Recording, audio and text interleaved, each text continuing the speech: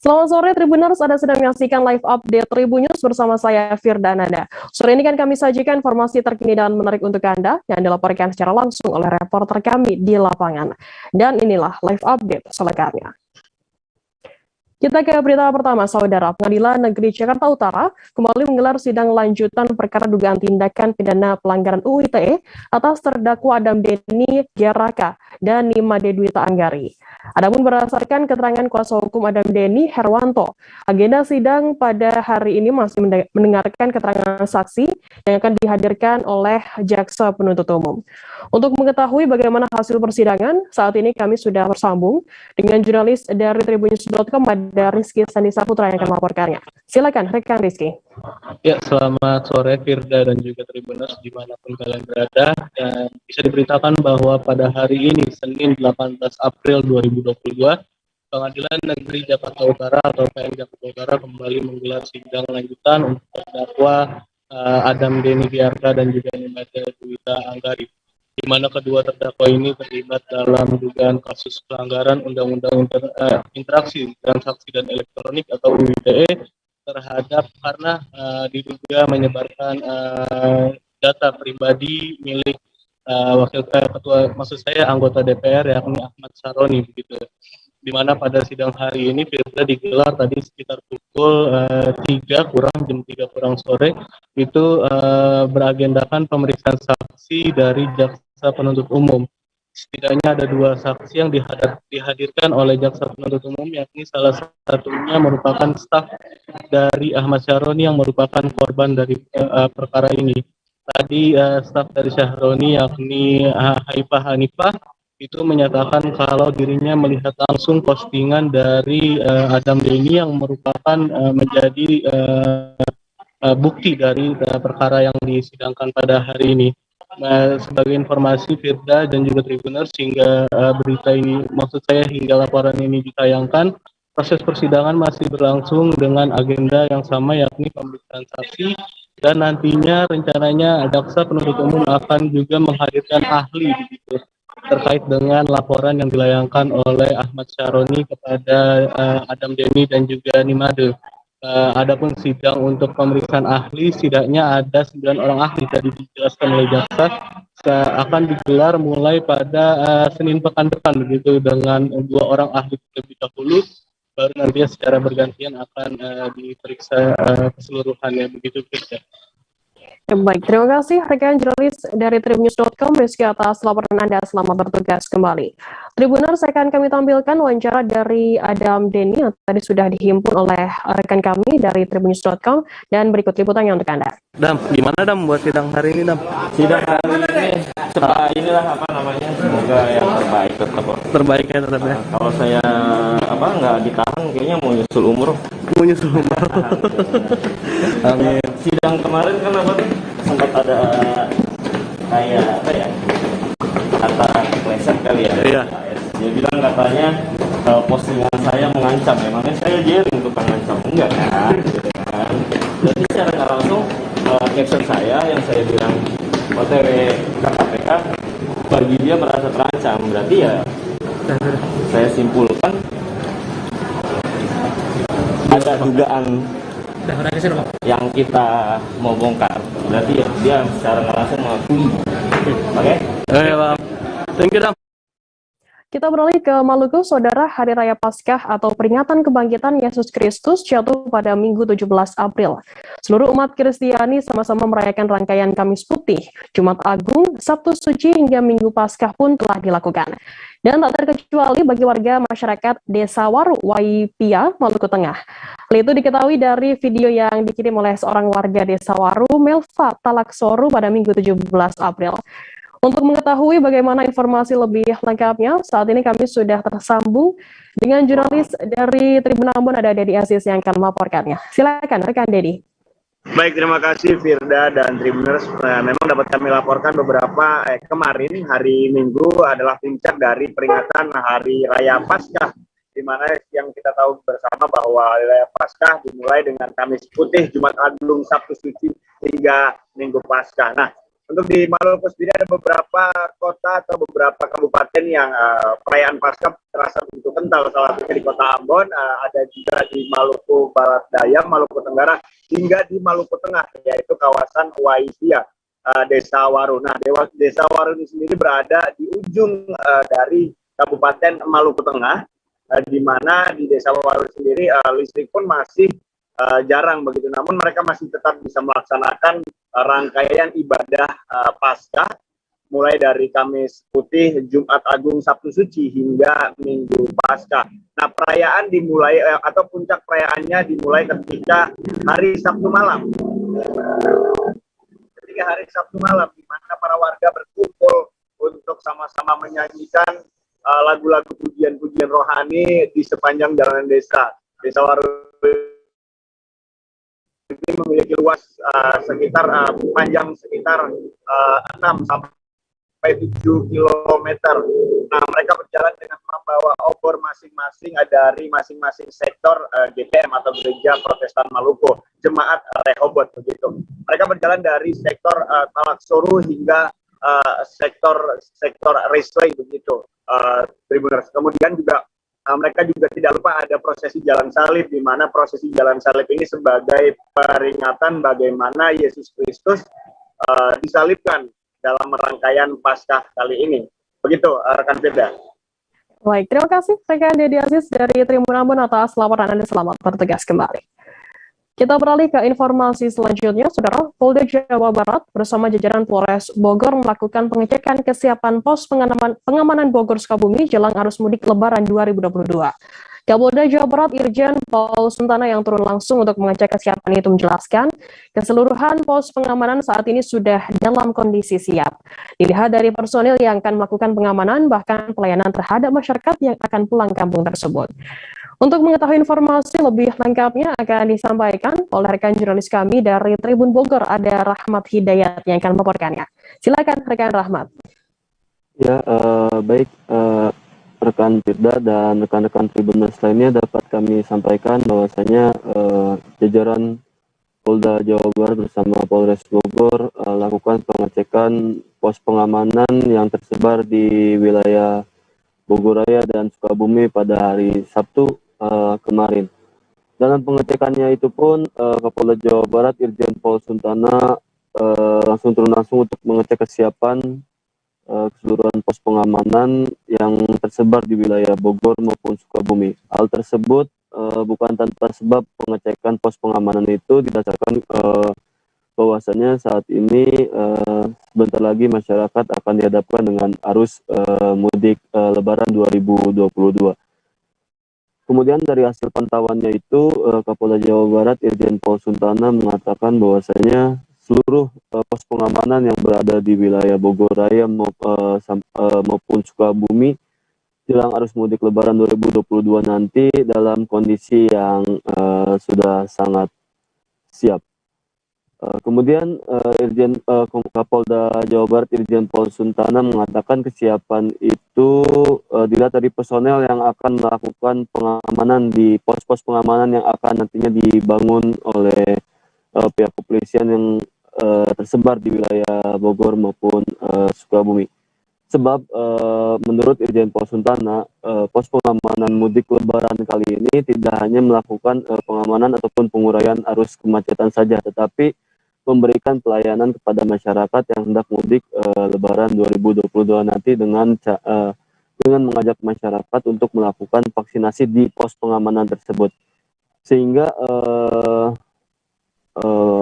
para personel yang akan disiagakan di pos pengamanan itu pun sudah sangat siap dengan konsep yang seperti itu. Hal tersebut menurut Kapolda Jawa Barat Irjen Paul Suntana. Meski begitu, Kapolda Jawa Barat Irjen Paul Suntana tetap mengimbau masyarakat yang melaksanakan mudik Lebaran nanti untuk tetap memperhatikan segala faktor untuk pemberangkatan mudik Lebaran 2022 nanti.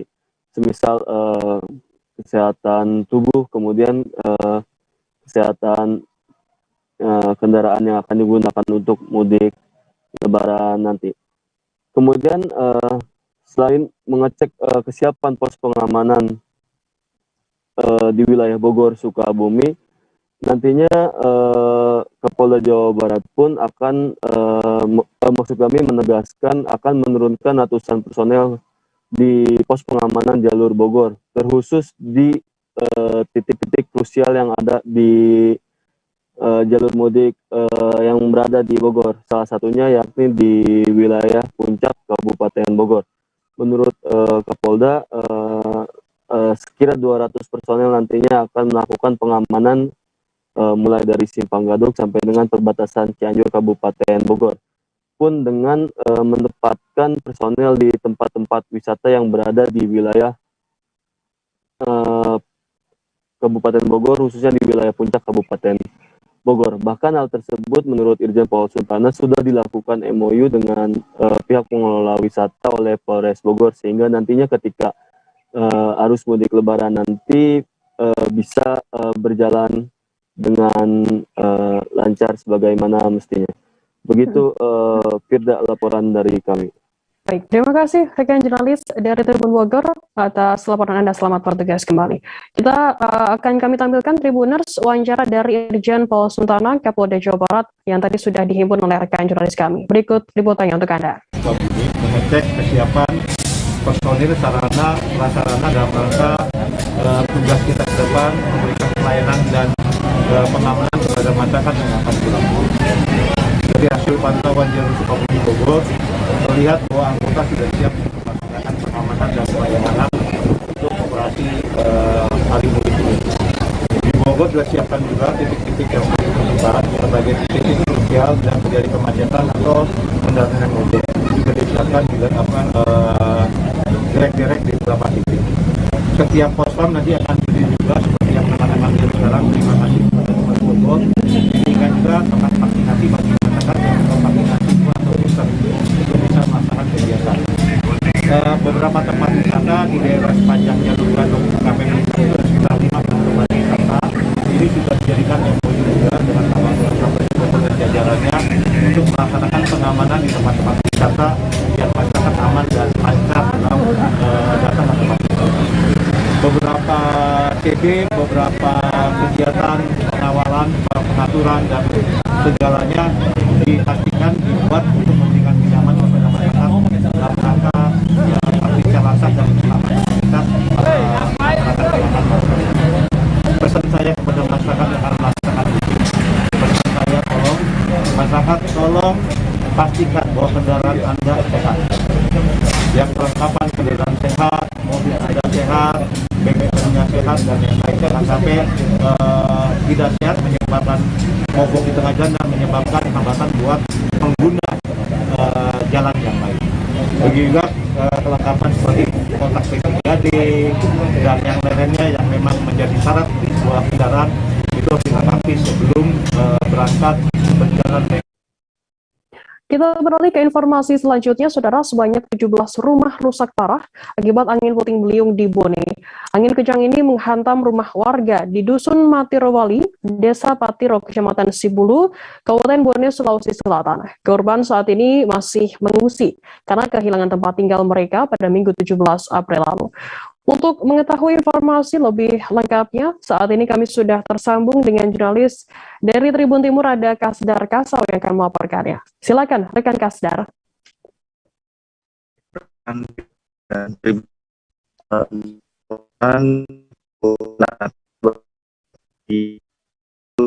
Halo, rekan Kasdar.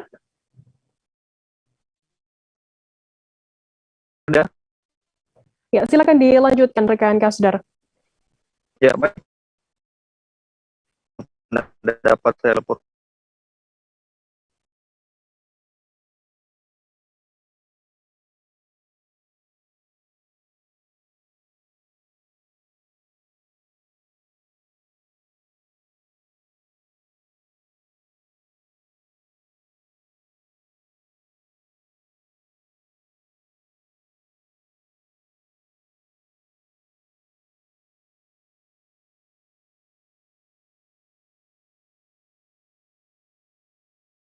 Rekan Kasdar.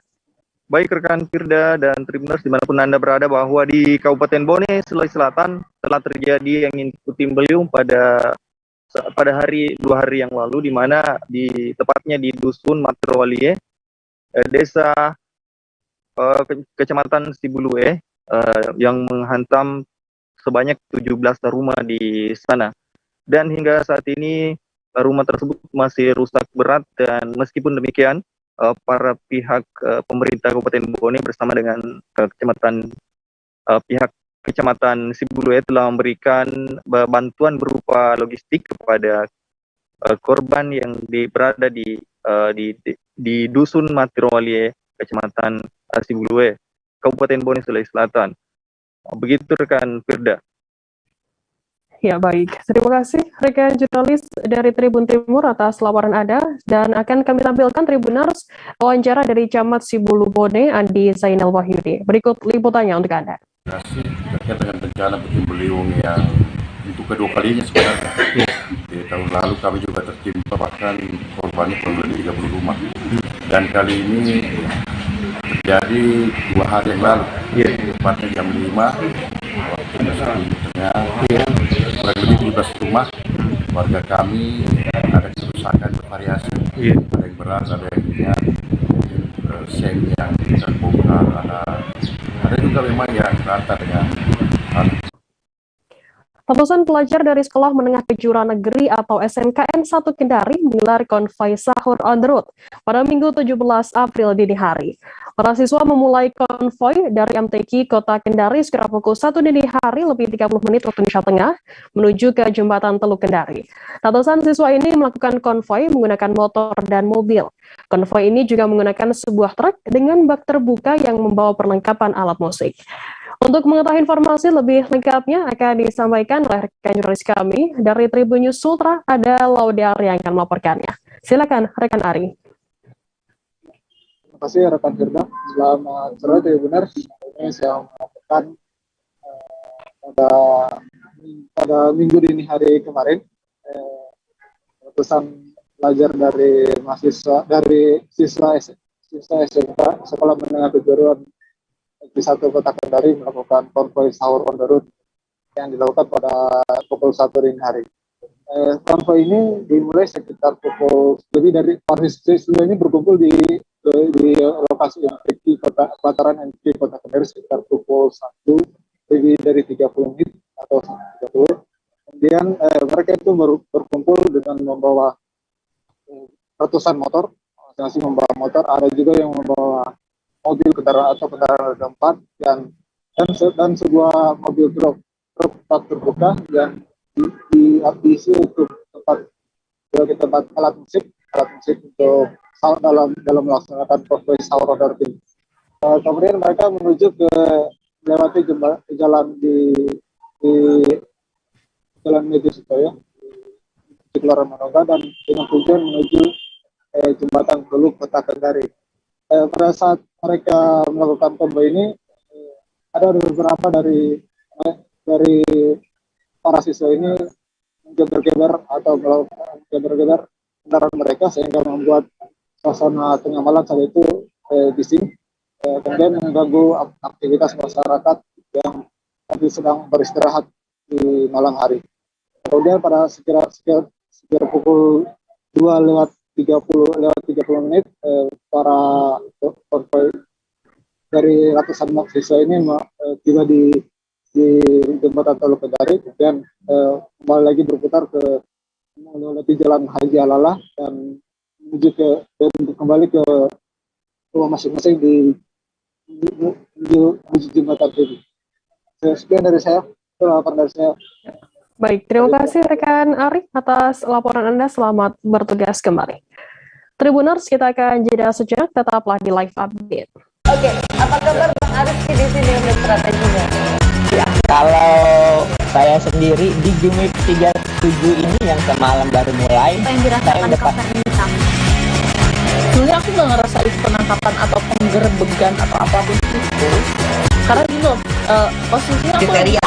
Jadi kita mengenal disebut dengan stroke yang tidak berdarah dengan stroke yang berdarah. Stroke yang tidak berdarah itu biasanya ditandai dengan adanya penyumbatan. Kalau itu penyumbatan di sini mungkin pikirnya tidak ke situ kali ya. Tapi kalau di Korea atau di Kamboja itu ada beberapa paper yang saya itu mas, ya dulunya tukang koran. Oh gitu ya. Tukang koran. Ya, saya baca ya, betul kan? Pernah baca kan? Ya. Jadi kalau saya jadi tangga, itu udah bersyukur banget. Si anak ini dijadikan sebagai tersangka begitu. Ya, kalau ini kita bicara yang di luar kasus Kedung Ombo ya. Dengan hujan shower, di mana terdapat batas jelas antara daerah hujan dan tidak hujan yang biasanya terjadi pada fase awal masuk stage atau tahap Berbahaya basah. tuh Kang. Jadi mulai artinya terjadinya. Terima kasih Anda masih bersama kami di live update. Kita beralih ke informasi selanjutnya, Saudara. Jemaat Gemim Alfa Omega Tumpaan menggelar fragmen prosesi kematian Yesus seusai kegiatan ibadah Paskah di rumah gereja. Kegiatan dilakukan di luar ruangan, yakni di lapangan bola Desa Tumpaan, Kecamatan Tumpaan. Bukan hanya disaksikan jemaat saja, tapi masyarakat sekitar Desa Tumpaan juga ikut menyaksikan fragmen tersebut. Untuk mengetahui informasi lebih lengkapnya akan disampaikan oleh rekan jurnalis kami dari Tribun Manado, ada Ishak Mamoto yang akan melaporkannya. Silakan rekan Ishak. Baik rekan Frida, Tribuners, Hari Raya Paskah Jemaat Gemim Alfa Omega Tumpaan menggelar kegiatan fragmen tentang prosesi kematian Yesus Kristus di kayu salib. Dan fragmen kematian Yesus ini dilakukan atau diperagakan oleh pemuda-pemudi serta anak-anak sekolah minggu Jemaat Gemim Alfa Omega Tumpaan. Nah, dalam fragmen tersebut ini menceritakan tentang perjalanan Yesus saat disalibkan sampai dia mati di kayu salib. Dan menariknya Tribuners terkait dengan kegiatan ini dilakukan di luar ruangan atau di ruangan terbuka, tepatnya di lapangan sepak bola Desa Tumpaan 2, Kecamatan Tumpaan, Kabupaten Minahasa Selatan. Nah, memang banyak jemaat serta masyarakat juga yang menyaksikan kegiatan ini, Tribuners, karena ini sangat menarik dan bisa menjadi satu kesempatan yang bisa dimiliki oleh masyarakat serta jemaat di sekitaran Desa Tumpaan 2, dan bahkan bukan cuma dari jemaat di Tumpaan 2, tapi Tumpaan Raya juga ikut menyaksikan kegiatan fragmen ini. Dan usai kegiatan fragmen di lapangan bola ini, kegiatan dilanjutkan dengan makan bersama oleh jemaat serta masyarakat di setiap tenda-tenda pasca yang telah disiapkan oleh jemaat masing-masing kolom. Dan untuk di jemaat Gemim Alfa Omega sendiri terdapat 20 kolom, dan di tenda-tenda tersebut juga itu dinilai, jadi mereka melakukan yang terbaik. Dan kegiatan tersebut berlangsung sampai malam, Tribuners, karena di malam hari juga ada kegiatan-kegiatan berupa game-game serta pemutaran film dokumenter tentang kehidupan dan sampai pada kematian Yesus Kristus. Demikian Frida yang dapat saya sampaikan sore hari ini. Baik, terima kasih rekan jurnalis dari Tribun Manado Ishak atas laporan Anda. Selamat bertugas kembali. Kita beralih ke Lampung. Saudara, percobaan pencurian sepeda motor berhasil digagalkan Satpam Perumahan di kawasan Jalan Untung Suropati, Kecamatan Labuan Ratu, Kota Bandar Lampung. Dua pria yang mengendarai motor Honda Beat nyaris membawa kabur motor Matic yang terparkir di depan ruko kompleks perumahan Kampung Eldorado. Satpam yang berjaga pagi hari memergoki keduanya yang mondar-mandir di depan ruko tersebut. Saat didekati, dua pria itu langsung tancap gas. Untuk mengetahui bagaimana kronologi peristiwa tersebut, kami sudah tersambung saat ini dengan jurnalis dari Tribun Lampung, ada Endra Zulkarnain yang akan melaporkannya. Silakan, rekan Endra. Halo, Firda, Tribuners, selamat sore. Ya, perlu kami informasikan bahwa beberapa hari lalu sempat terjadi percobaan pencurian kendaraan bermotor di kompleks ruko perumahan Kampung Eldorado, Jalan Untung Suropati, Kota Bandar Lampung, yang ketika itu memang tepat pukul 8.30 pagi, Satpam Perumahan yang bernama Diki tengah melakukan penjagaan seperti biasa di pos. Kemudian di seberang jalan, seberang pos memang berada di jalan, di perlintasan jalan yang ramah dilalui kendaraan. Itu ada dua pemuda yang berboncengan sepeda motor Matic berhenti tepat di seberang jalan. Kemudian karena merasa curiga, si Satpam ini kemudian memantau terus gerak-gerik kedua pemuda tersebut. Selang tidak sampai hampir 10 menit, kemudian dua pemuda yang berhenti tersebut kemudian berputar arah dan menuju ke salah satu ruko yang ada di kompleks perumahan ini, yang di situ sudah terparkir ada sepeda motor Matic. Kemudian oleh Satpam Sidik ini didekati, salah satu dari pemuda yang dibonceng itu turun, kemudian hendak mendekati sepeda motor yang terparkir tersebut. Namun karena melihat ada petugas keamanan perumahan yang mendekati mereka, kemudian mereka langsung tancap gas. Dan perlu kami informasikan juga Tribuners bahwa aksi penggagalan penggagalan aksi curanmor ini memang sudah 2 kali dilakukan oleh Satpam Perumahan yang bernama Diki ini. Pada tahun 2020 lalu memang juga sempat akan ada percobaan pencurian kendaraan sepeda motor di depan ruko, tepatnya di minimarket yang berada tidak jauh dari lokasi kejadian kemarin. Begitu sama halnya dengan kemarin, aksi percobaan pencurian itu kembali digagalkan ketika si satpam ini melihat gerak-gerik orang yang akan mendekati sepeda motor. Dan sama juga peristiwa tersebut terjadi pada pagi hari yang situasi masih lengang, tidak begitu ramai.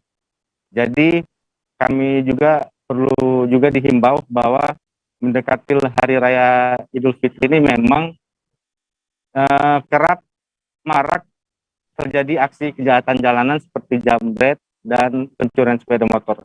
Karena itu kita minta juga kepada masyarakat untuk sama-sama waspada agar tidak terjadi aksi kejahatan jalanan. Demikian, Firda. Baik, terima kasih rekan Endra dari Tribun Lampung atas laporan Anda. Selamat bertugas kembali.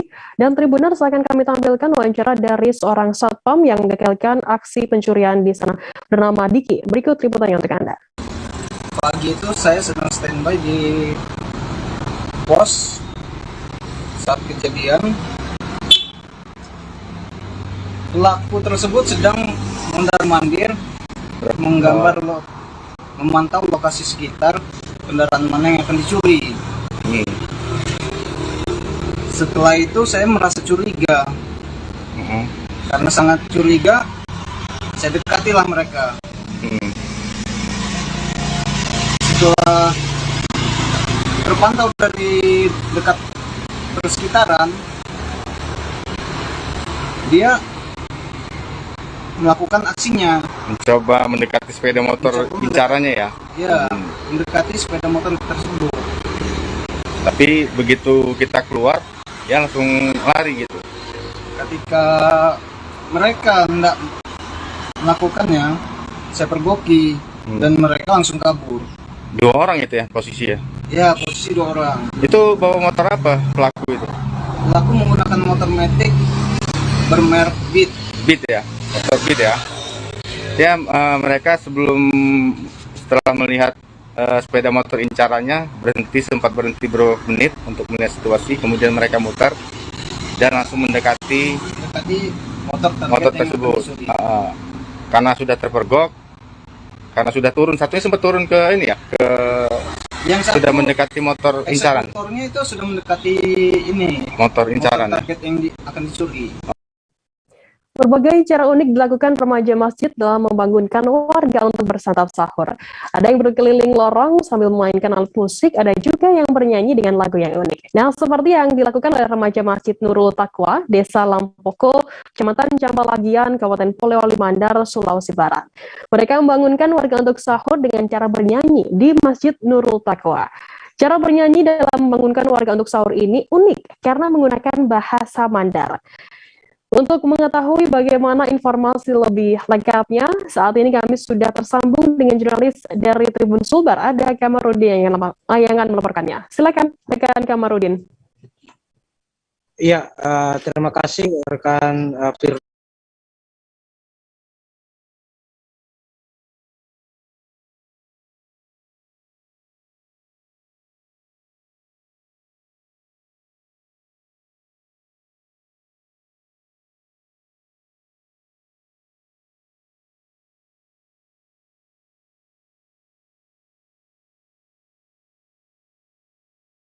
Ya, terima kasih rekan Firda dan Tribuners ya, dimanapun saya berada. Dapat saya laporkan bahwa benar sekelompok remaja masjid Nurul Taqwa Salam Pokok Kecamatan Capalagilang ini untuk sahur itu dengan cara bernyanyi di masjid. Cara bernyanyi ini terbilang unik karena menggunakan bahasa Mandar dan dengan suara yang cukup merdu. Aksi ini dimulai pada pukul 2.30 WITA hingga pukul 03.30 WITA. Dengan suara merdu dan cengkok khas Mandar atau bahasa daerah setempat, mereka bernyanyi menggunakan pengeras suara masjid. Aktivitas remaja masjid ini juga mendapat respon positif dari masyarakat karena cara membangunkan sahur ini dikatakan tidak berlebihan dan tidak membuat suara bising di tengah masyarakat. Ketua Remaja Masjid Nurul Taqwa Desa Lampoko Muhammad Aslam mengatakan bahwa acara ini dilakukan itu terinspirasi dari salah satu remaja masjid di Provinsi Aceh Darussalam. Dia mengatakan bahwa di Aceh juga ada cara mereka membangunkan sahur juga dengan bernyanyi dan dengan lagu Melayu. Itu kemudian dia cover dengan menggunakan bahasa yang lebih mudah dipahami atau lebih tepatnya bahasa daerah Mandar dan dicampur dengan lagu atau bahasa Indonesia. Salah satu warga Desa Lampoko, Irsan Sulaiman, mengatakan bahwa dia merespon baik dan mendukung kegiatan yang dilakukan oleh remaja Masjid Nurul Taqwa Lampoko ini karena dia membandingkan antara kelompok-kelompok yang lain untuk membangunkan sahur itu dengan cara membuat suara bising di tengah-tengah masyarakat atau tengah-tengah kampung. Demikian yang bisa saya laporkan, Firda. Tribuners ya, terima kasih. Baik, terima kasih rekan jurnalis dari Tribun Sulbar Kamarudin atas laporan Anda. Selamat bertugas kembali. Kita beralih ke informasi selanjutnya. Saudara, 140 pekerja migran Indonesia atau PMI dan migran korban perdagangan orang atau MKPO tiba di Pelabuhan Internasional Sri Bintang Pura, Tanjung Pinang pada Minggu 17 April. Sekitar pukul 13.48 waktu Indonesia Barat, kapal Citra Indah 99 bersandar di dermaga Pelabuhan Internasional SBP Tanjung Pinang yang menurunkan PMI dan MKPO dari Malaysia. Seluruh petugas gabungan sudah menunggu kedatangan PMI dan MKPO tersebut. Petugas kesehatan juga sudah bersiap untuk melakukan penyemprotan disinfektan terhadap penumpang yang turun. Untuk mengetahui informasi lebih lengkapnya akan disampaikan oleh rekan jurnalis kami dari Tribun Batam, ada Rahmatika yang akan melaporkannya. Silakan rekan Tika. Baik, terima kasih Firda. Sebanyak 140 PMI dan MKPO dari Malaysia baru tiba di Tanjung Pinang pada Minggu tanggal 17 April 2022 kemarin. Diketahui sebanyak 140 PMI dan MKPO ini terdiri dari 111 orang laki-laki dan 29 orang perempuan. Dan saat ini sebanyak 140 PMI dan MKPO sedang menjalani karantina. Sebagian besar dari PMI dan MKPO ini dilakukan karantina di BP2MI dan di RPTC di Kota Tanjung Pinang. Dan dari 140 PMI dan MKPO yang tiba di Tanjung Pinang, sebagian besar sebanyak 16 PMI dan MKPO ini menderita gejala ringan seperti hipertensi, diabetes, dan juga asma. Nah, sebanyak 16 orang yang tiba di Tanjung Pinang ini sudah ditangani oleh Badan Pelindungan Pekerja Migran Indonesia yaitu BP2MI.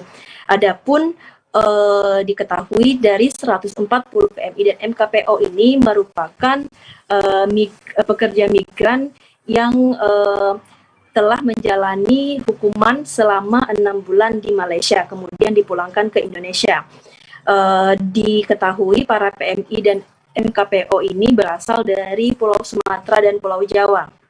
Dan dari kasus penahanan selama 6 bulan tersebut, mereka tidak memiliki dokumen lengkap seperti tidak memiliki paspor, visa mati, kemudian permit mati, dan juga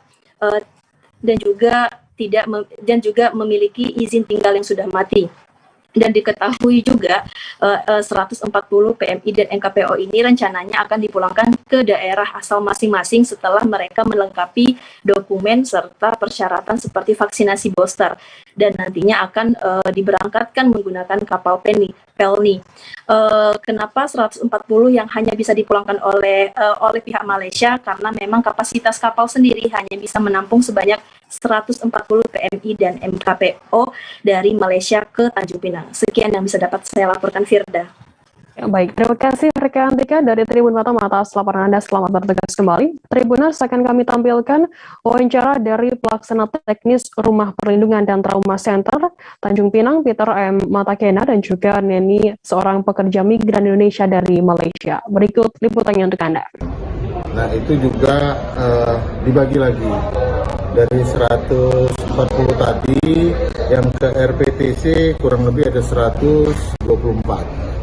Kenapa ke RPTC? Karena di RPTC itu menampung NKPO deportasi yang sehat.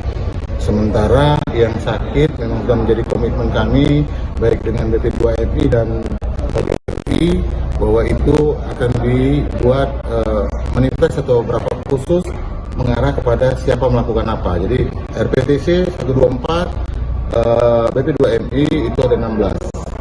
16 itu rinciannya lagi ada 10 laki-laki, 6 perempuan. Kalau di kami ada 124, lupa saya berapa ininya, tapi ya 124-nya ada di sana. Sakitnya sendiri apa? Sakitnya hanya 3 jenis, hipertensi, diabetes sama asma. Ditempatkan di mana? Di BP2MI. Jadi yang sakit kita udah sepakat tadi yang saya sampaikan, udah sepakat dengan KJRI, RPTC dan BP2MI bahwa yang sakit diambil alih oleh BP2MI dan ditempatkan di shelter BP2MI dan dipulangkan oleh BP2MI. Alasannya sampai di penjara? Kan kosong, nggak ada paspor, nggak ada apa. Oh. Karena dari PT Jakarta kan nggak dikasih kan. Oh, keluarnya dari Jakarta ya? Iya. Maksudnya di Jakarta, jadi Jakarta, saya ada di Banten, Pendekan. Jadi gini Bu, jadi saya mau pulang tadi, ada tak mau ke sana lagi untuk kerja? Mau dekat, tapi ngurus dokumen. Dengan siapa namanya? Nani. Polres Garut mengungkap kasus kematian ibu dan 2 anaknya. Ketiganya ditemukan meninggal dunia di rumah kontrakannya di Perum Cibunar, Desa Cibunar, Tarogong Kidul, Kabupaten Garut, Jawa Barat pada Sabtu 16 April pagi. Mereka adalah Dusti Indah Jessica Manalu, 5 tahun, Rivaldo Saud Rogabe, 11 tahun, dan ibunya Lentina Dora, 29 tahun. Dari hasil penyelidikan dan hasil autopsi, polisi menemukan fakta bahwa kedua anak tersebut meninggal karena diracun oleh ibunya. Untuk mengetahui informasi lebih lengkapnya akan disampaikan oleh rekan jurnalis kami dari Tribun Jabar, ada Sidki Al-Ghifar yang akan melaporkannya. Silakan rekan Sidki. Baik, selamat sore Firda. Dapat kami laporkan bahwa kasus kematian ibu dan 2 anak di Desa Cibunar, Kecamatan Tarogong Kidul, Kabupaten Garut ini akhirnya terungkap.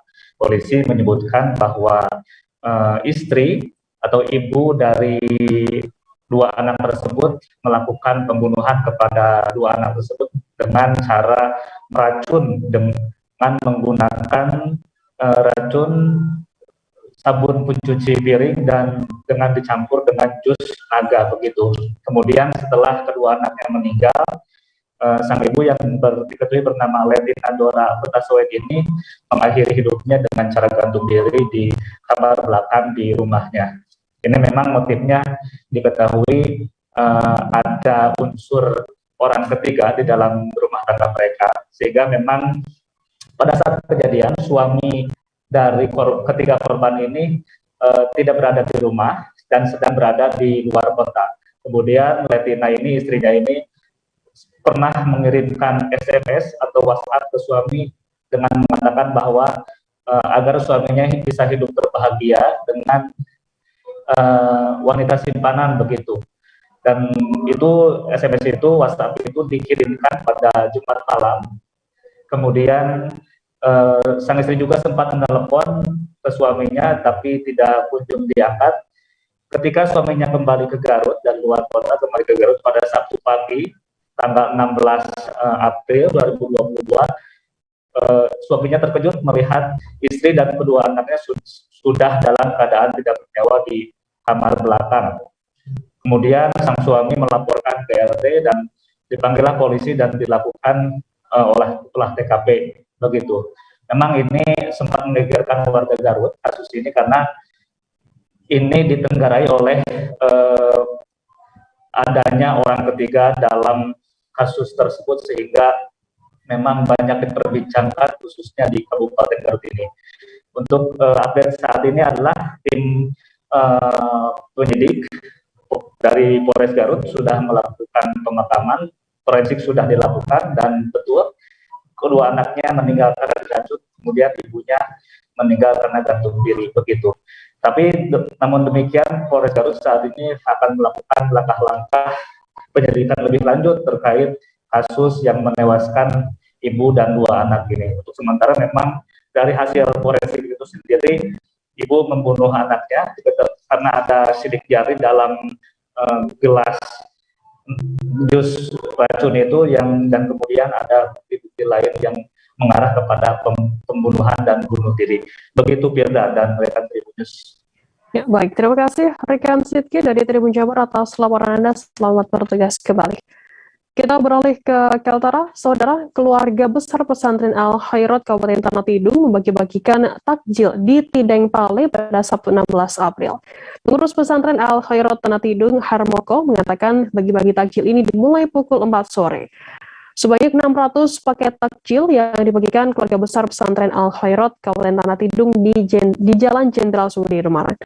Untuk mengetahui informasi lebih lengkapnya akan disampaikan oleh rekan jurnalis kami dari Tribun Kaltara, ada Risnawati yang akan melaporkannya. Silakan, rekan Risna. Ya, Firda, seperti yang disampaikan tadi bahwa sebanyak 600 paket takjil yang dibagikan di Desa Tidung Pala, Kecamatan Sesayap, Kabupaten Tanah Tidung pada Sabtu kemarin. Kemudian juga dari salah satu pengurus pesantren Al-Khairat Tanah Tidung, itu Ustadz Harmoko, mengatakan bahwa 600 paket takjil yang dibagikan itu merupakan hasil dari kerjasama Dewan Guru Pesantren Al-Khairat dan juga ada bantuan dari orang tua atau wali murid serta masyarakat yang ada di lingkungan, bahwa kegiatan bakti sosial ini dilaksanakan selama 2 hari. Sebelumnya juga dilaksanakan pada hari Jumat lalu, yang mana keluarga besar Ponpes Al-Khairat ini membagikan atau menyalurkan bantuan sembako kepada kaum duafa yang berada di sekitar lingkungan pesantren Al-Khairat. Seperti itu. Ya, baik, terima kasih rekan jurnalis dari Tribun Kaltara atas laporan Anda. Selamat bertugas kembali. Dan Tribuners, jurnalis kami tadi juga sudah menghimpun keterangan dari pengurus pondok pesantren Al-Khairat Tanah Tidung, Harmoko. Berikut liputannya untuk Anda. Dilaksanakan oleh keluarga besar Al-Khairat dan Persatuan Guru Al-Khairat Kabupaten Tanah Tidung. Insya Allah ini adalah hasil kerjasama dari Dewan Guru dan juga bantuan dari orang tua wali murid serta masyarakat yang ada di lingkungan Kecamatan Sesayap, khususnya Desa Tidung Pala. Alhamdulillah, paket yang kita bagikan kali ini tidak kurang dari 600 paket, yang semuanya ini adalah sumbangan dari para kaum muslimin yang bermohon semoga Allah menerima amal ibadah ini. Kegiatan ini sudah kami lakukan beberapa tahun yang lalu. Dan kegiatan ini juga kita telah mulai dari kemarin, yaitu pembagian sembako khusus untuk kaum duafa yang berada di lingkungan sekitar Madrasah Al-Khairat. Demikian. Kalau untukannya tadi mulai pembagian takjilnya jam berapa, Ustaz? Kita pembagian takjil pukul 4 tadi setelah asar. Setelah asar ya? Setelah asar kita langsung melaksanakan kegiatan ini. Sampai jam berapa rencananya? Sampai berakhir paket yang kita sediakan.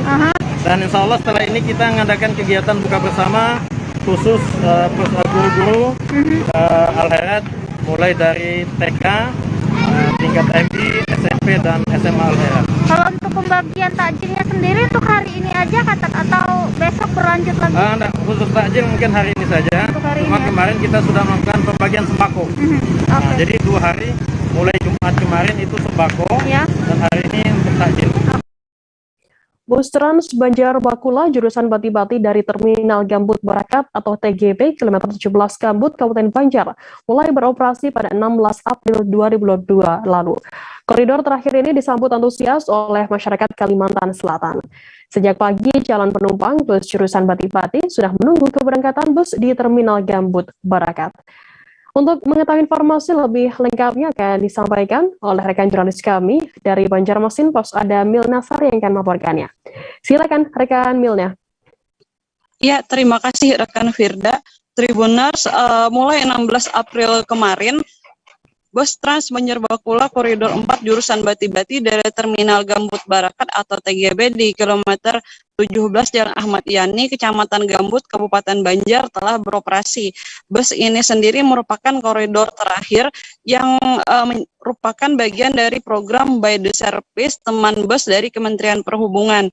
Dan bus ini sendiri ada dalam program By the Service Bus Trans Banjar Bakula ini sendiri ada 4 koridor di Kalimantan Selatan, yakni koridor 1 dari Terminal Gambut Barakat menuju ke Simpang 4 Banjarbaru, koridor 2 di Terminal Gambut Barakat menuju ke Taman Siring kilometer 0 Banjarmasin, koridor 3 dari Terminal Gambut Barakat menuju dari Terminal Induk kilometer 6 menuju ke Handil Bakti, dan koridor 4 dari Terminal Gambut Barakat menuju ke kantor Kecamatan Bati-Bati Kabupaten Tanah Laut. Dan untuk koridor terakhir ini yakni jurusan Kepelai Hari, pihak By the Service atau dari Kementerian Perhubungan sendiri menyediakan 26 titik bus stop atau halte yang nantinya akan menjadi tempat persinggahan bus Trans Banjar Bakula koridor 4 ini sendiri.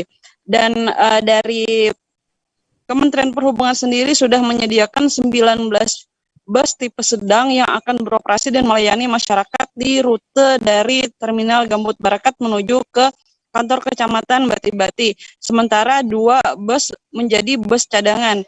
Dan untuk koridor 4 ini sendiri tarif yang diberikan masih gratis sama dengan 3 koridor lain yang sudah beroperasi lebih dulu. Dan pelayanan bus Trans Banjar Bakula jurusan Bati-Bati ini sendiri dimulai dari pukul 5 pagi hingga jam 9 malam sama dengan bus koridor lainnya yang layanan dari bus Trans Banjar Bakula. Dan simulasi dari bus Trans Banjar Bakula koridor 4 jurusan kantor Kecamatan Bati-Bati ini sendiri sebelumnya sudah dilakukan pada 14 April lalu. Begitu rekan Firda. Ya baik, terima kasih rekan Milna dari Banjarmasin Pos atas laporan Anda. Dan Tribuners, akan kami tampilkan wawancara yang tadi sudah dihimpun oleh rekan Milna dari seorang driver bus bernama Rahmat Teguh. Berikut liputannya untuk Anda. Ini berapa titik haltenya Pak? Penumpangnya gimana Pak? Ramai sudah Pak? Mulai ramai Pak. Ini ada berangkat sudah Pak? Ini mau berangkat sih, kira 2 menit lagi mau berangkat. Oh gitu. Nah ini penumpangnya Pak siapa Pak Bian Pak drivernya? Pak Rahmat Teguh. Rahmat Teguh. Nah ini penumpangnya yang jurusan ke Bati-Bati. Pak paling ramai biasanya ke jam berapa Pak? Jam berapa paling ramai biasanya Pak? Paling ramai biasanya jam-jam segini Bu. Oh pagi. Orang mau berangkat kerja berarti ya? Nah, kerja sama kan anak-anak biasanya di pulang sekolah. Oh oke. Dia jalan-jalan. Kilometer 0. Oke. Bati-Bati kan. Dari Terminal baru 11. Nah baru lanjut dari kilometer 0. Oh iya. 2 pekan menjelang Hari Raya Idul Fitri, Pasar Sandang Jati Barang Indramayu mulai ramai diserbu para pembeli baju lebaran. Para pembeli bahkan mesti rela berdesak-desakan dengan para pembeli lainnya. Nyaris di semua stand atau lapak pedagang pakaian, baik busana pria, wanita maupun anak-anak terlihat didesaki oleh para pembeli. Informasi lebih lengkapnya akan disampaikan oleh rekan jurnalis kami dari Tribun Cirebon, ada Handika Rahman yang akan melaporkannya. Silakan, rekan Handika. Baik, rekan Firda, terima kasih. Selamat sore. Dapat kami informasikan ya, dalam 2 pekan menjelang Hari Raya Idul Fitri, Pasar Sandang Jati Barang Indramayu memang ramai diserbu para pembeli yang hendak berburu baju Lebaran. Pantauan di lokasi, para pembeli itu bahkan harus rela ya berdesak-desakan dengan pembeli lainnya. Nyaris di semua stand atau lapak pedagang pakaian, baik untuk busana pria, wanita maupun pakaian anak-anak, semuanya terlihat disesaki para pembeli. Mereka tengah memilah baju Lebaran yang mereka sukai untuk mereka beli dan dikenakan pada Hari Raya Idul Fitri nanti.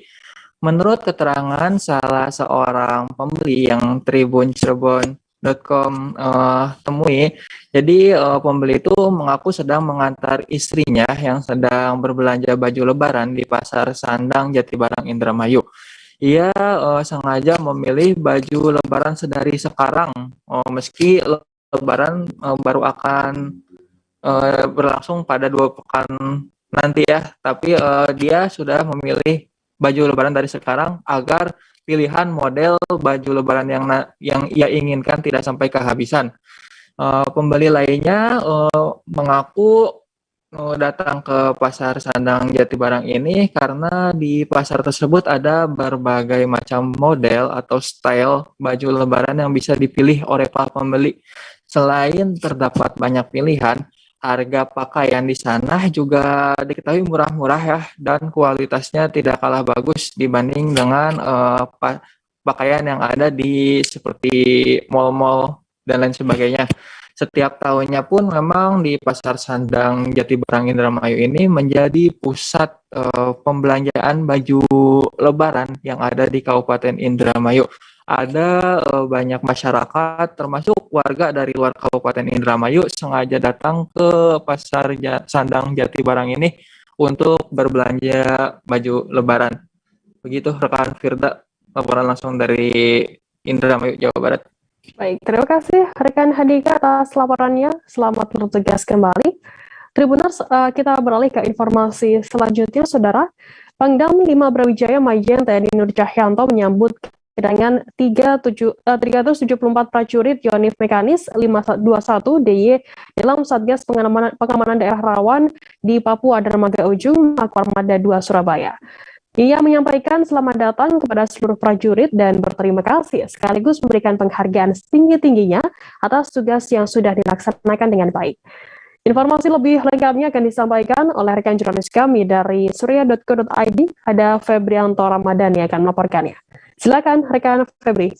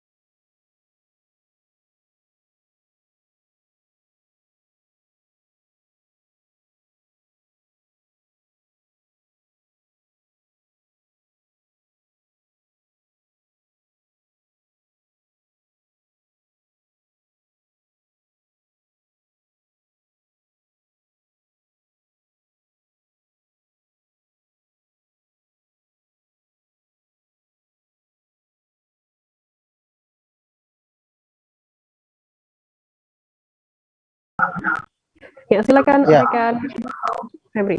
Baik, jadi menurut Pangdam 5 Brawijaya Majen TNI Nur Cahyanto, para prajurit yang bertugas beberapa bulan di daerah rawan di Papua itu tentu tidak mudah ya, namun dirinya mengapresiasi perjuangan para prajurit tersebut, sehingga dirinya meminta kepada para prajurit untuk menjadikan penempatan itu sebagai pengalaman ya, yang tidak terlupakan gitu. Tak lupa juga dirinya meminta Pangdam 5 Brawijaya TNI, Pangdam 5 Brawijaya Majen TNI Nur Cahyanto meminta untuk evaluasi ya selama bertugas 11 bulan itu, karena menurutnya istilahnya bertugas selama 11 bulan itu tidak mudah, di samping situasi dan pandemi juga masih COVID-19. Dirinya juga memberikan penghargaan dan mengucapkan terima kasih kepada para prajurit itu yang berjumlah 374. Jadi para prajurit itu berangkat tiba gitu ya dengan menggunakan kapal KRI Banjarmasin gitu ya, dan juga tentunya tidak lupa dilakukan oleh protokol kesehatan gitu ya, karena ini juga masih situasi pandemi COVID-19. Pangdam 5 Brawijaya Majen TNI Nur Cahyanto juga sambil ini ya, dalam amanatnya juga istilahnya mengajak mengucapkan terima kasih, memberikan penghargaan juga yang tinggi-tingginya pada para prajurit. Mungkin itu yang bisa saya laporkan kembali ke studio. Ya, baik, terima kasih rekan Febri dari surya.co.id atas laporan Anda. Selamat bertugas kembali. Kita beralih ke informasi selanjutnya. Saudara, Raden Mulyadi 61 tahun, warga Desa Tanjung Raya, Kecamatan Pendopo Barat, yang berprofesi sebagai keamanan di kebun sawit milik PT Elap, melaporkan kejadian pembakaran sepeda motor miliknya ke Polsek Pendopo pada Sabtu 16 April. Diketahui sepeda motor miliknya rusak, diduga dibakar oleh sekelompok orang di kebun sawit milik PT Elap yang ada di kawasan Pendopo Barat atau Pobar. Kapolsek Pendopo AKP Rudin Suprianto melalui Kanit Binmas Ibda Horianto membenarkan kejadian tersebut. Untuk mengetahui informasi lebih lengkapnya, saat ini kami sudah tersambung dengan jurnalis dari Tribun Sumsel, ada Sahri Ramadan yang akan melaporkannya. Silakan, rekan Sahri.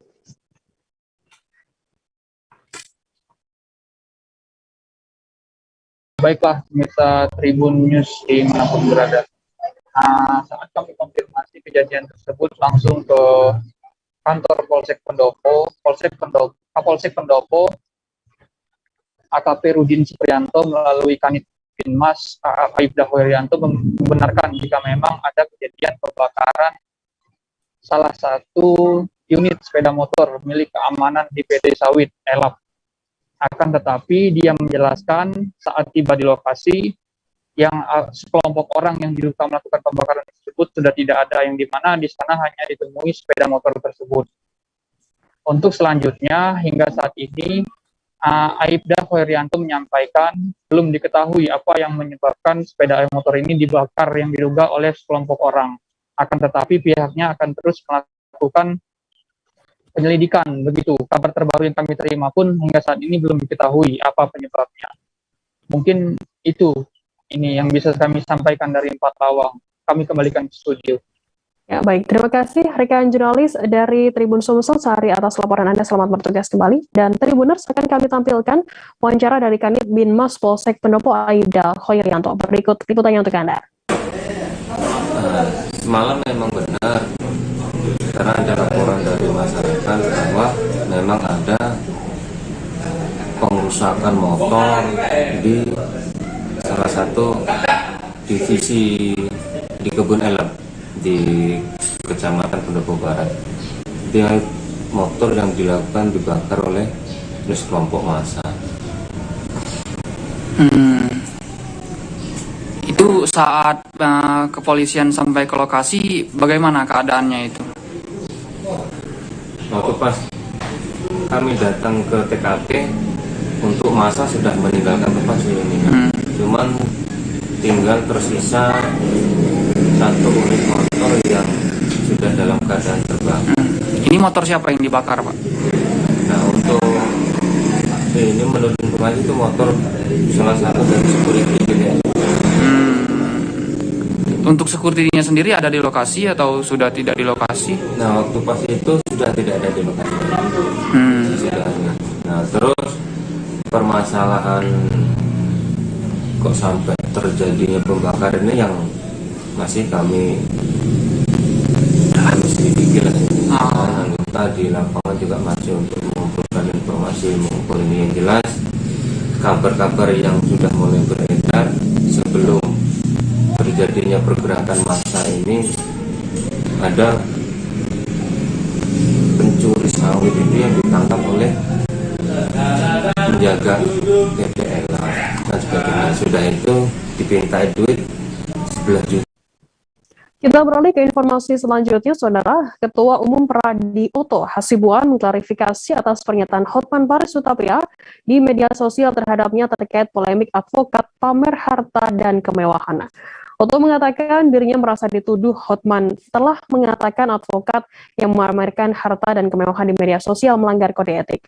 Oto membantah bahwa ia telah mengatakan advokat yang pamer harta dan kemewahan di media sosial melanggar kode etik serta memerintahkan Dewan Kehormatan Pradi untuk memeriksa advokat yang pamer harta dan kemewahan. Untuk mengetahui informasi lebih lengkapnya, saat ini kami sudah tersambung dengan jurnalis dari Tribunnews.com, ada Gita Irawan yang akan melaporkannya. Silakan, rekan Gita. Selamat sore rekan Firda, dan selamat sore juga Tribuners.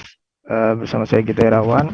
Betul, memang tadi saya bisa sampaikan bahwa tadi Ketua Umum Pradi Oto Hasibuan menggelar konferensi pers terkait dengan pernyataan Hotman Paris Hutapea terkait dirinya di media sosial. Ada 2 poin penting dari konferensi pers yang disampaikan Oto tadi. Yang pertama adalah dia membantah telah mengatakan bahwa advokat yang memamerkan harta atau kemewahan di media sosial harus diperiksa atau melanggar etika gitu ya, melanggar kode etik advokat. Kemudian yang kedua adalah dia juga membantah bahwa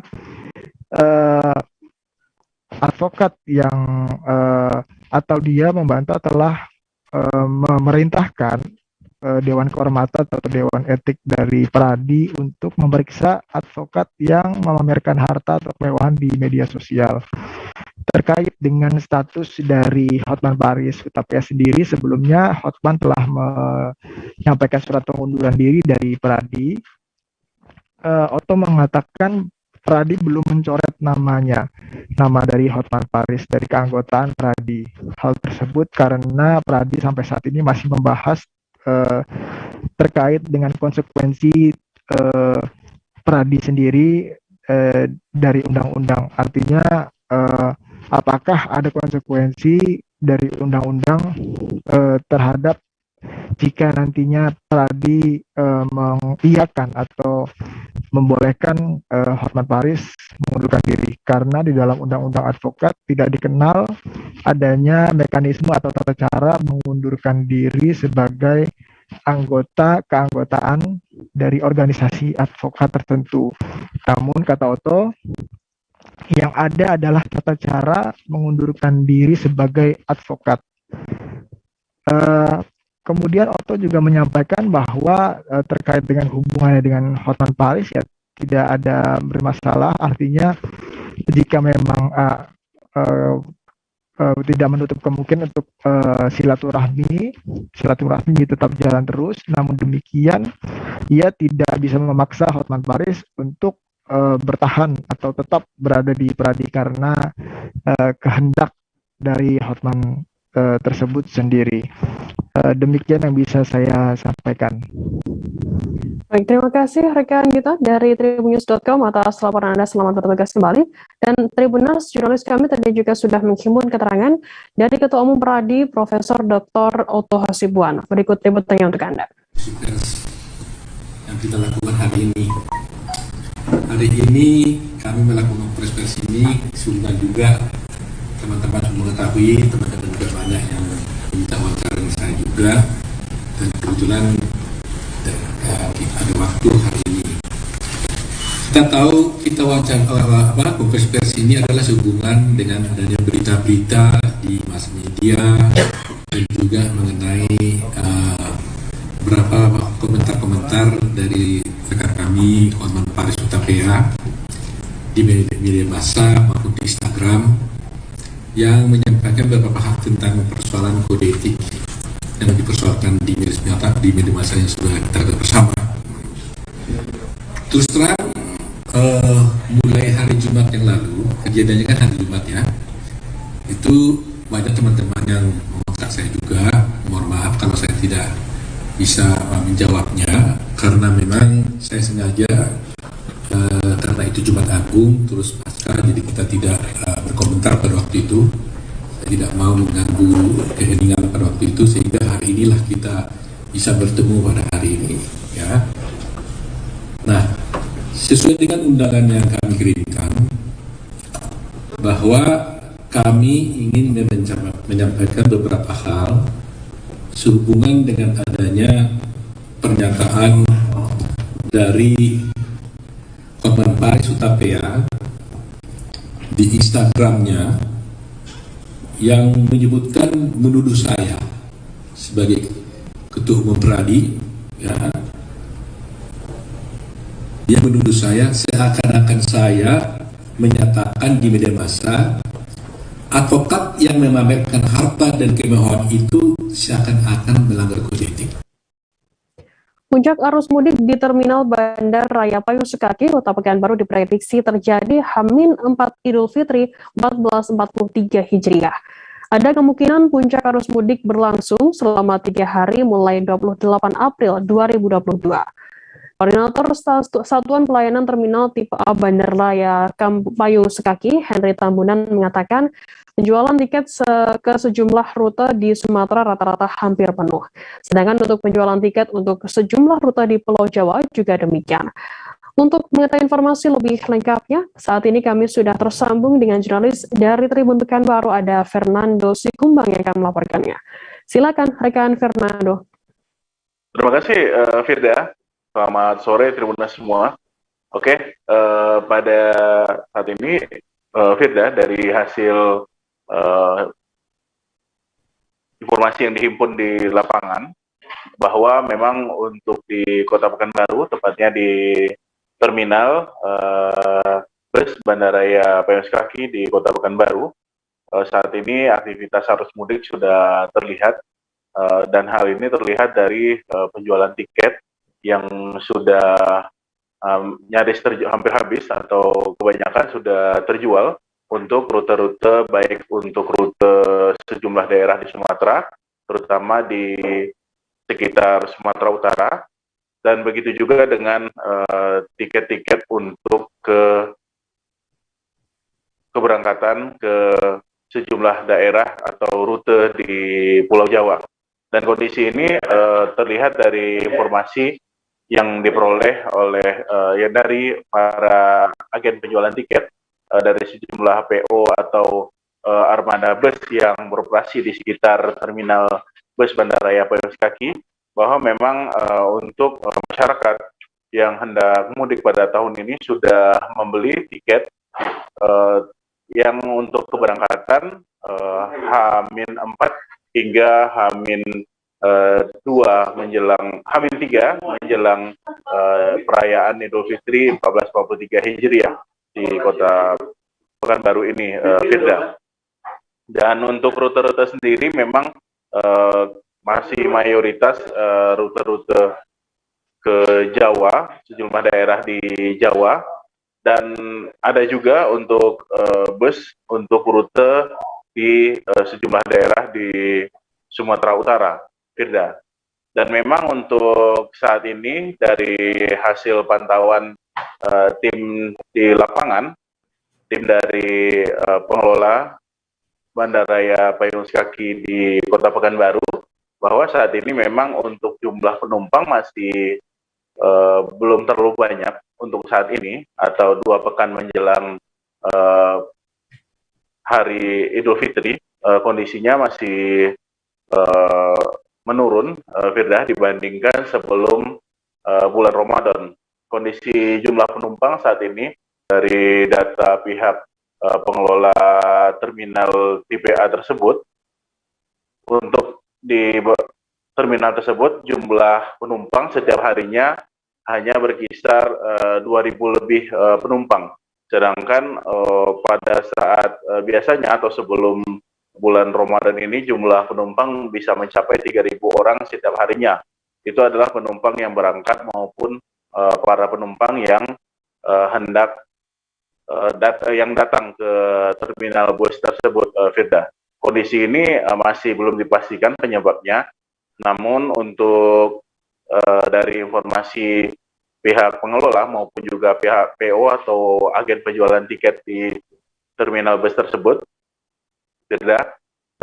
saat ini untuk penjualan memang sudah hampir habis, jadi memang masyarakat sudah membeli jauh-jauh hari guna mengantisipasi tidak kebagian tiket menjelang hari Idul Fitri untuk mudik ke sejumlah daerah baik di Jawa maupun di sejumlah daerah di Sumatera Utara.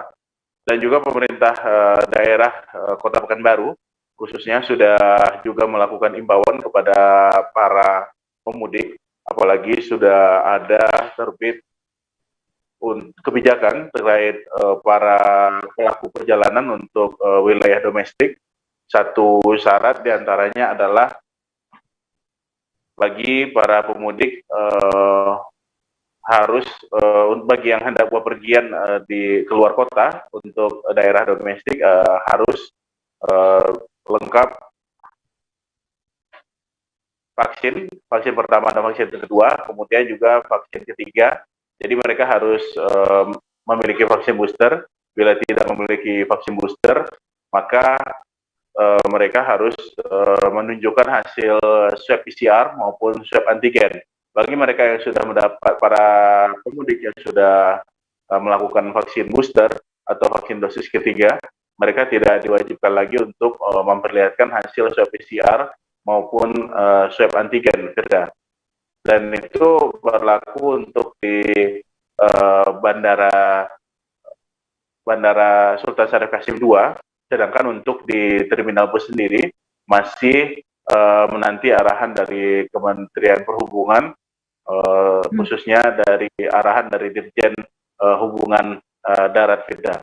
Namun memang pemerintah Kota Pekanbaru mengimbau seluruh masyarakat agar bisa memperoleh vaksin lengkap, dan lebih baik lagi mereka bisa mendapatkan vaksin booster. Apalagi saat ini permintaan vaksin booster di sejumlah layanan kesehatan di Kota Pekanbaru cukup meningkat dari sebelum Ramadan.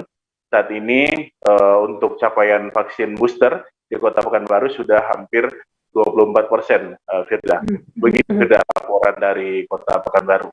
Baik, terima kasih rekan Fernando Situmeng dari Tribun Pekanbaru atas laporan Anda. Selamat bertugas kembali. Tribuners, jurnalis kami tadi juga sudah menghimpun keterangan dari Koordinator Satuan Pelayanan Terminal Tipe A Bandara Raya Payung Sekaki, Henry Tambunan. Berikut liputannya untuk Anda. Kita sendiri Pak di terminal ini ada kemungkinan kapan nih bakal memuncak ini Pak? Ya, jadi kita prediksi setelah kita bertanya kepada para keagenan yang menjual tiket, itu kemungkinan yang akan muncaknya itu terjadi pada tanggal 28, 29, 30.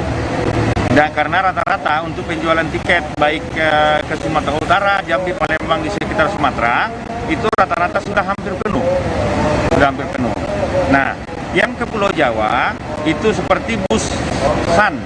Busan itu sampai nanti pada saat tanggal 30 itu tiketnya udah penuh. Sudah penuh pembelian tiket dari sekarang. Oke Pak, terima kasih Pak. Untuk kondusif, situasi masih kondusif ya Pak ya?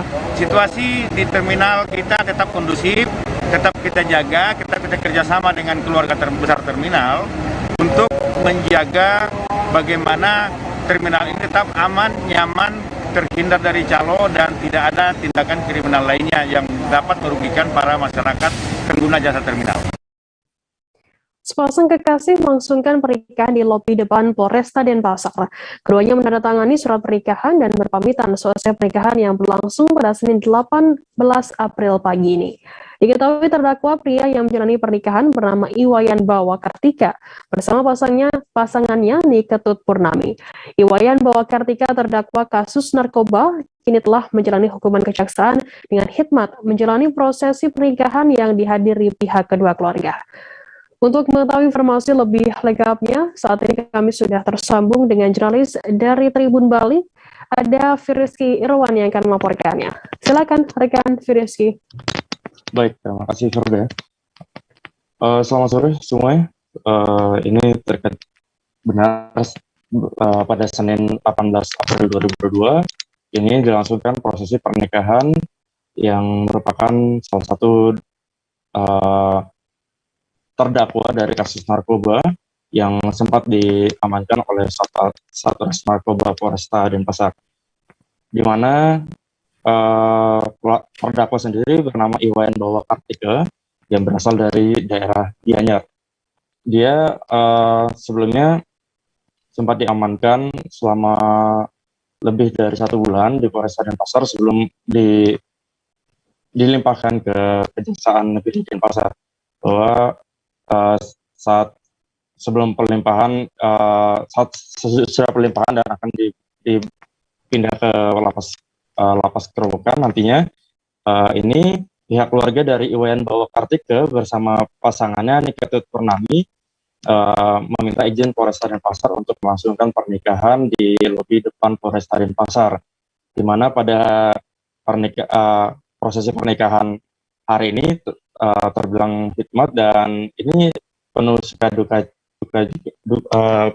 bahagia dan suka duka juga, mengingat bahagianya dari keluarga ini bisa melangsungkan pernikahan meskipun terdakwa Iwayan Bawa Kartika menjalani proses hukum di Polresta Denpasar dan Kejaksaan Negeri Denpasar.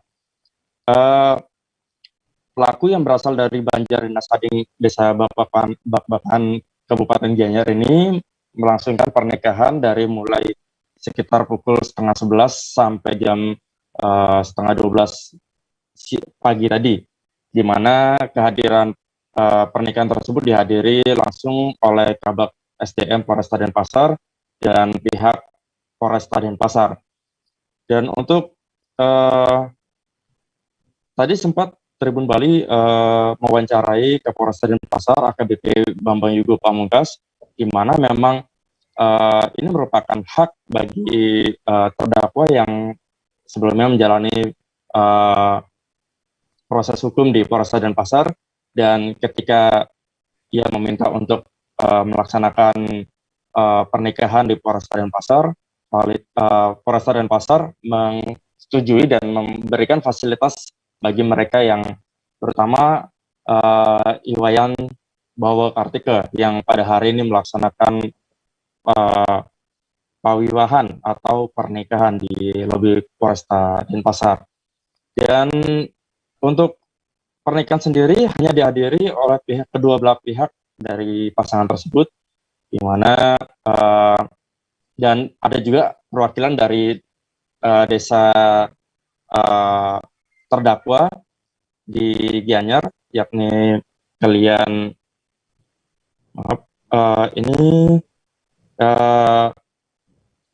kaliannya Inyoman Soekarta, di mana pada hari ini dia menyampaikan kepada kedua pihak setelah selesai mengurus administrasi pernikahan dan menyampaikan bahwa untuk menjaga kesehatan bagi kedua belah pihak. Dan sementara itu dari pihak kepolisian menyampaikan untuk tetap sabar kepada terdakwa yang menjalani proses hukum lebih lanjut terkait kasus narkoba yang pelaku sempat diamankan di tahun 2021 pada bulan Desember lalu. Dan tadi sudah dijelaskan oleh Kapolresta Denpasar dan nanti akan disampaikan lebih lanjut oleh Kapolresta Denpasar. Demikian, Firda. Terima kasih rekan Firizky dari Tribun Bali atas laporan Anda. Selamat bertugas kembali. Tribuners, jurnalis kami tadi juga sudah menghimpun keterangan dari Kapolresta Denpasar AKBP Bambang Yugo Pamungkas. Berikut liputannya untuk Anda. Bahwa di mana di mana Polresta Denpasar yaitu kita memberikan fasilitas untuk melaksanakan pawiwahan. Jadi hari ini Polresta Denpasar melaksanakan pawiwahan, di mana yang melaksanakan pernikahan yaitu statusnya yaitu tahanan yang sedang dalam proses sudah menjadi tahap 2 ya, menjadi tahanan jaga, namun masih ditempatkan di Polresta Denpasar. Kemudian mereka tahanan atas nama Iwayan Bawa Kartika, di mana sudah merencanakan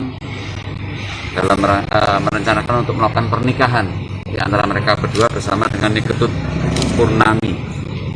Mereka sudah merencanakan di jauh hari. Kemudian merayakan Hari Kebangkitan Yesus Kristus atau Paskah, anak sekolah Minggu HKBP Resort Batam Center menggelar berbagai kegiatan, mulai dari mencari telur Paskah hingga menghias telur. Kegiatan ini pun dimulai sekitar pukul 4 pagi. Untuk mengetahui informasi lebih lengkapnya akan disampaikan oleh rekan jurnalis kami dari Tribun Batam, ada Roma Ulisianturi yang akan melaporkannya. Silakan rekan Roma. Baik, terima kasih rekan Firda. Merayakan Hari Kebangkitan Yesus Kristus atau Hari Paskah setelah memperingati wafatnya Yesus Kristus di hari Jumat lalu, sejumlah anak sekolah minggu HKBP Resort Batam Center menggelar berbagai kegiatan, mulai dari mencari telur Paskah di halaman gereja hingga menghias telur Paskah. Nah, kegiatan ini memang rutin dilakukan setiap tahunnya dalam merayakan Paskah, rekan Firda dan Tribuners semua. Namun karena pandemi COVID-19 yang melanda Kota Batam selama 2 tahun terakhir, kegiatan ini sempat vakum selama 2 tahun. Nah, ini kali pertama lagi dilakukan setelah pandemi COVID-19. Namun pelaksanaan kegiatan ini dilakukan dengan protokol kesehatan yang ketat, sehingga adanya jumlah pembatasan anak sekolah minggu yang mengikuti kegiatan mencari telur ini. Nah, kegiatan ini diikuti oleh anak-anak mulai dari tingkat TK hingga kelas 6 SD. Lalu ada pun kategori-kategori pemenangnya, yakni seperti mendapat telur terbanyak, mendapat telur yang memiliki ayat-ayat emas di dalamnya, ada 10 buah telur. Lalu yang berikutnya mendapatkan telur emas. Nah, setelah usai kegiatan yang dihimpun atau yang dimulai sejak pukul 4 pagi tersebut, kegiatan masih dilanjutkan dengan kegiatan menghias telur. Namun untuk menjaga terlalu lama kegiatan tersebut dilakukan di dalam gereja, kegiatan menghias telur dilakukan anak sekolah minggu di rumah masing-masing. Namun setelah dihias, mereka membawa hasil karyanya ke gereja untuk dinilai oleh guru-guru sekolah minggu dan pendeta-pendeta yang bertugas di lokasi tersebut. Nah, ada pun berbagai tema kegiatan hias telur ini seperti kuburan kosong, lalu memperingati sukacita Paskah, dan berbagai tema-tema lainnya. Nah, dalam kategori hias telur ini, setiap kelas mulai dari TK hingga kelas 6 SD memiliki 3 pemenang, juara 1, 2, dan 3. Kemudian juara 1 dilombakan lagi untuk mengambil juara 1 umum.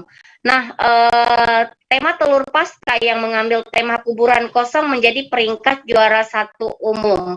Begitu rekan Firda di studio. Ya, baik, terima kasih rekan Roma dari Tribun Batam atas laporan Anda. Selamat bertugas kembali. Dan Tribuners, akan kami tampilkan wawancara yang tadi sudah dihimpun oleh rekan Roma dari pimpinan gereja HKBP Resort Batam Center, Pendeta Marodut Simanjuntak. Berikut liputannya untuk Anda. Jadi hari ini kita mulai dari sini tadi pukul 4 pagi, anak-anak sekolah minggu melakukan kreasi dalam merayakan sukacita Paskah. Mereka menghias telur, karena memang melalui telur itu sebagai lambang dari Paskah, sama telur itu yang dibungkus dengan santan, lalu di dalamnya ada kehidupan. Demikianlah iman kepercayaan Kristen, Yesus yang tertutup di dalam kubur itu, pada akhirnya pada hari ketiga, minggu subuh, dia keluar dari sana dan memberi kehidupan yang baru. Lalu apa makna telur dalam Paskah itu sendiri, Pak? Jangan lupa bahwa telur itu simbol dari Paskah, karena telur itu kalau kita kelihatan kan seolah-olah tidak ada kehidupan, tapi sesudah dia alami, lalu tanpa dan dari dalamnya keluar kehidupan. Demikianlah pasca itu dia dimasukkan ke liang kubur, dia dicampurkan dimasukkan ke liang kubur, lalu pada hari yang ketiga batu penutup itu terguling. Tribuners, informasi tadi sekaligus menutup perjumpaan kita dalam live update hari ini. Jangan lupa saksikan terus live update di seluruh kanal YouTube dan Facebook Tribun Network. Saya Firda Ananda, wakili kru yang bertugas pamit undur diri. Terima kasih dan sampai jumpa. Jangan lupa like, subscribe, dan share ya.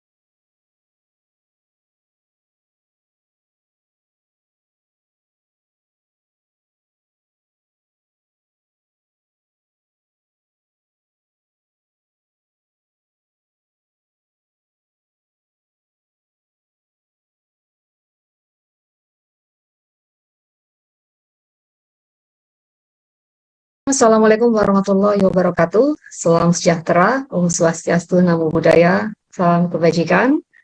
Yang terhormat Menteri Keuangan Ibu Sri Mulyani Indrawati, yang terhormat Menteri Pendayagunaan Aparatur Negara dan Reformasi Birokrasi Indonesia Bapak Cahyokumolo, yang terhormat Menteri Dalam Negeri yang dalam hal ini diwakili oleh Sekjen Kementerian Dalam Negeri Bapak Suhajar Dewantoro, mohon maaf, serta tentunya rekan-rekan media yang menyaksikan acara ini melalui kanal YouTube Kemenq RI dan YouTube Kemenpan RI, Kemenpan RB. Semoga semuanya sehat ya. Tak lupa saya ucapkan selamat berpuasa bagi yang sedang melaksanakan ibadah puasa. Pada hari Kamis 14 April 2022, Presiden Jokowi telah memberikan keterangan mengenai mudik, berian THR dan gaji 13 tahun 2022 yang telah ditetapkan di dalam Peraturan Pemerintah Nomor 16 tahun 2022 tentang pemberian tunjangan hari raya dan gaji 13 kepada aparatur negara, pensiunan, penerima pensiun, dan penerima tunjangan tahun 2022. Apa latar belakangnya, bagaimana teknis pelaksanaan pencairan THR dan gaji 13 tersebut? Sesaat lagi sama-sama kita simak penjelasan secara komprehensif yang akan disampaikan oleh para narasumber kita yang telah hadir secara virtual. Kami akan mengundang yang pertama Ibu Menteri Keuangan, selanjutnya adalah Bapak Menteri Pan-RB, dan yang terakhir Bapak Sekjen Kemendagri. Baiklah, langsung saja kita simak bersama kepada Ibu Menteri Keuangan, kami persilakan. Terima kasih Bu Puspa.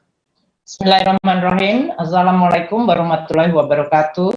Selamat pagi bagi teman-teman media, Bapak Menteri Pan-RB Pak Cahyokumolo, Bapak pimpinan dari Kemendagri, Pak Sekjen Kemendagri, dan seluruh jajaran di Kementerian Keuangan, serta yang saya hormati seluruh jajaran media pada pagi hari ini. Kami akan menyampaikan beberapa detail terkait kebijakan tunjangan hari raya dan gaji ke-13 untuk tahun 2022. Pertama, pemulihan ekonomi dunia yang sebetulnya masih sangat dini dan rapuh akibat pukulan pandemi yang masih belum berakhir, saat ini dihadapkan pada risiko dan tantangan yang makin besar dan kompleks. Perang yang terjadi di Ukraina telah dan masih menimbulkan kerusakan rantai global di bidang energi, pangan, dan komoditas